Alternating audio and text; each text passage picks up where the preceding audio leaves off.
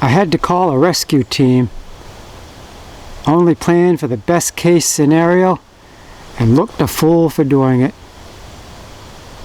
Hi guys, and welcome to Doug Shoe Bushcraft, News on the Trail. There was a man who went hiking unprepared in the Blue Mountains of Australia, and he almost didn't make it back. He had to call for rescue. They were able to reach him in time, which is good because otherwise he wouldn't have made it. So when he finally got home, he decided to share his story, wanted it put on the internet. So here it is. He writes, "Cautionary tale. Yesterday I made stupid mistakes and had to call a rescue team for the first time. I was planning on doing a trail alone in the Blue Mountains of New South Wales, Australia. The trail was only 6 kilometers, so I planned to leave 6 hours before sunset, thinking that was plenty of time. What I brought was 1.5 liters of water, granola bar, flip-flops, a t-shirt, shorts, and my phone. The trail was dangerous with no markings or much signs of foot traffic. It was through the bush, navigating and scrambling between 3 shelves on a cliff. Because the shelves would cliff out and you'd have to switch to continue. I got near to the end of the trail at the final mountain point.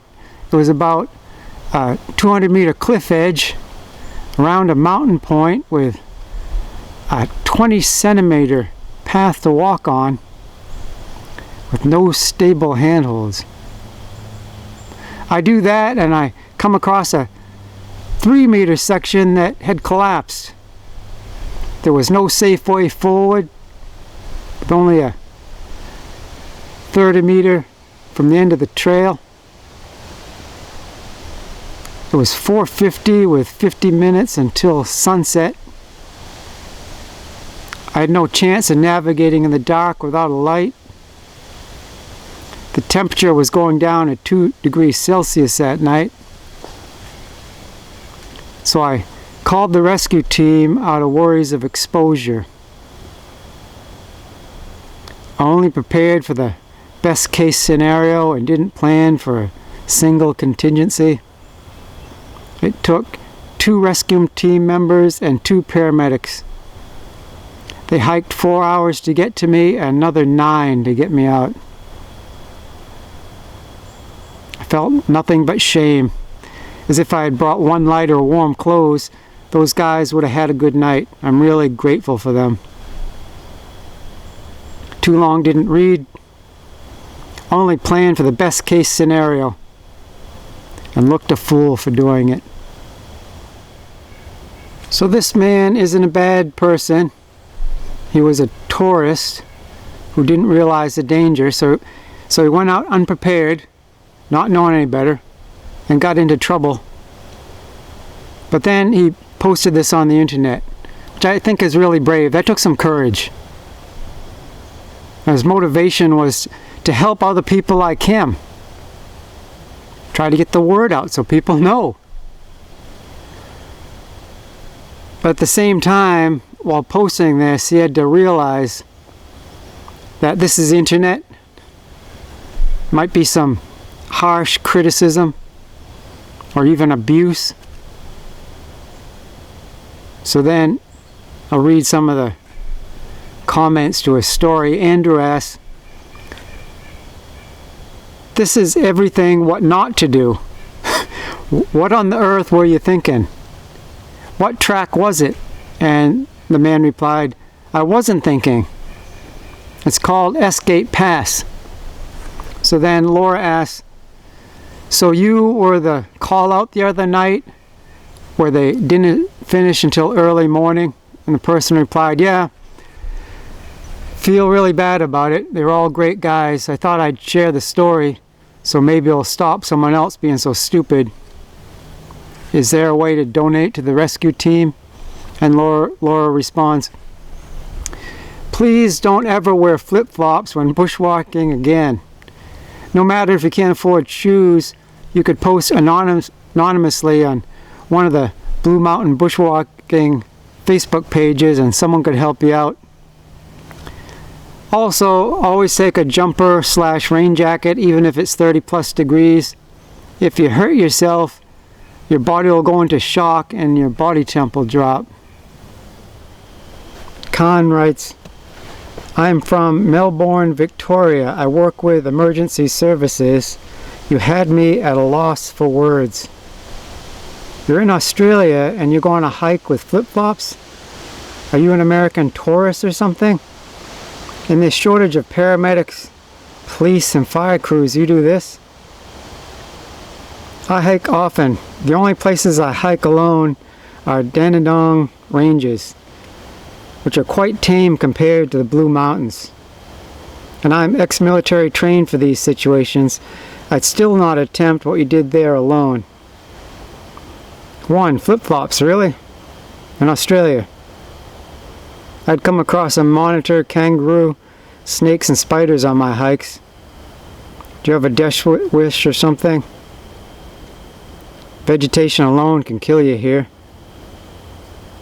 If you slipped and sprained your ankle and your phone is dead, how are you going to get help? No food, no water. You risk dying because of a sprained ankle. 2. Shorts, no, just no, wear long pants. Even Hardiaka cargo pants from Kmart are good and they'll stop most snake teeth going through. Imagine getting bitten by a venomous snake on the top of a mountain with no chance of airlift. 3. Intel. Did you look up on the internet before you go there about the state of the route? Did you ask anyone? 3. Water. 1 bottle. 5. Granola bar. Really? Need calories and you need food that lasts, just in case. Tuna cans, corn and beans in cans, stuff that easily lasts for days and won't attract wildlife as it's sealed. 6. Phone. Never go anywhere like this without a power bank to fire up your phone just in case the battery dies, and get an analog GPS tracker. 7. First aid kit. You had none. What are you, invincible? The way I see it, no one should be going on hikes in Australia without completing a first aid course. It costs anywhere between $80 to $120. Learn how to apply first aid to snake bites, cuts, lacerations, etc. And CPR to help others too. 8. Someone should always know you're heading out and they should expect to be contacted at a certain time. Bam writes, flip-flops? This has to be a troll. But Spiritual P says, you'd be surprised.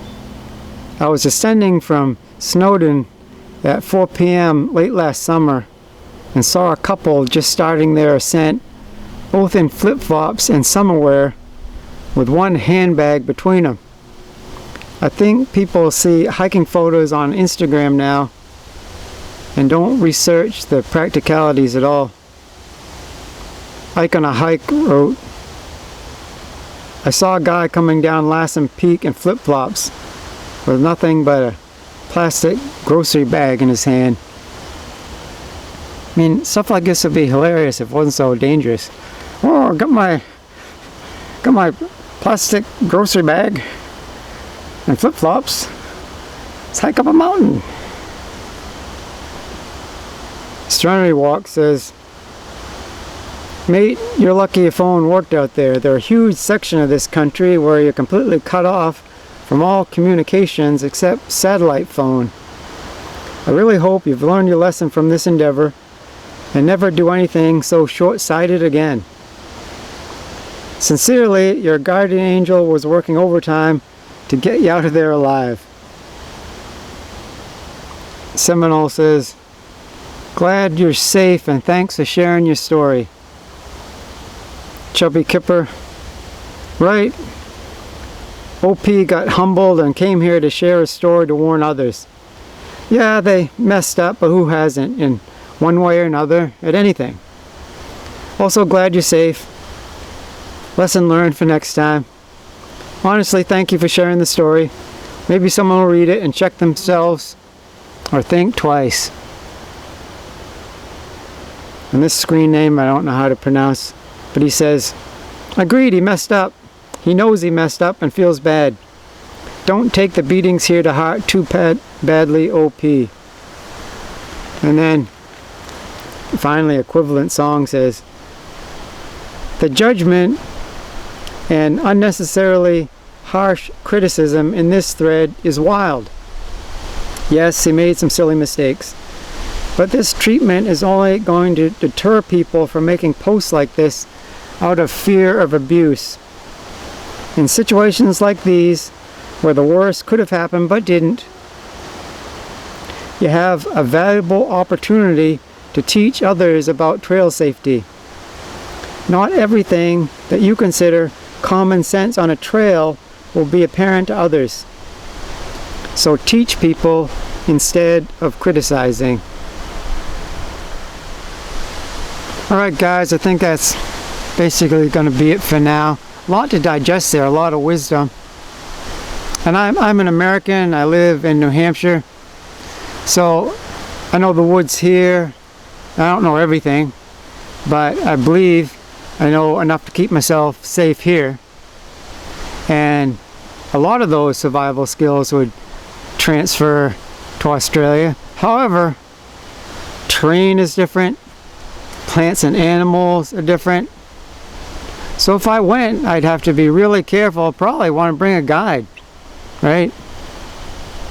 So in this case, I'd like help from the viewers, people from that area.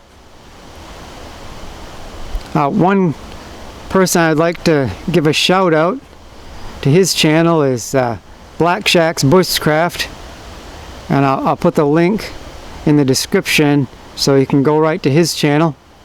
But I know there's many others. Doug Shoe Bushcraft is reaching people all over the world, Australia, places like that where people have more applicable wisdom. So if you have the time to write it in the comments or make your own video, I'll try to link to it if I can. I thank you so much for joining me. Stay safe and God bless.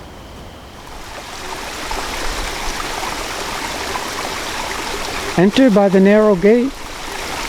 The gate is wide and the way is easy that leads to destruction, and those who enter by it are many. For the gate is narrow and the way is hard that leads to life, and those who find it are few.